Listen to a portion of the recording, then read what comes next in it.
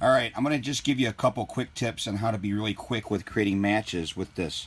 So basically, you go to Match Ring Manager, you do New Match Wizard, and you give it a match number. This is when you're not using like the big event venue manager. So I always pick the exact same match number because it'll memorize everything for you. So once you pick that, you pick final or whatever. You could pick all the same if you wanted. Isn't anything But now you go to cadets or whatever division you want. You can always go back. So you go to cadets, male or female. You pick the weight division. Now you got to at least have blue or red in these fields, but usually it's already there. If not, put a name or blue and red in there. Then hit next.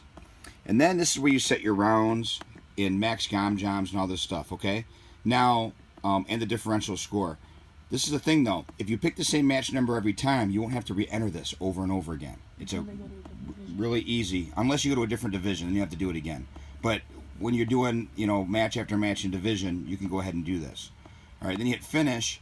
It's going to select your, all your settings, and then you hit close. Now you're ready to start your match. Now here's your thresholds. Now understand, this is a special system with adapters to the Gen 1, so the thresholds don't match by default. So just use the wizard, okay, and do that. And then you go, of course, you can use the space bar or the enter key to start the match, space bar to pause. On the external screen, make sure you hit external screen on so it comes on. That's about it. I mean, I just want to make sure. Now if I go to Match Wizard again and I go ahead and go to new match, if I pick one again, it's going to have all the same settings, okay? Or you can even literally go to an existent match and pick it after the fact. There's another way to do that, okay? So it's just an easy way to go ahead and run matches.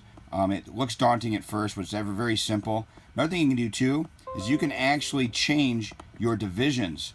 You can add, for instance, say I want to make a little kiddies division, with new thresholds. I hit new, I put kiddies, all right, and here's what I normally do for the itty bitty kids. I go ahead and go to the kiddies category, hit manage, all right, and I only usually do a males division. I just use them for the same, but I call it, I go ahead and select the kiddies, select male. You can do this for male and female, but I just usually just do it.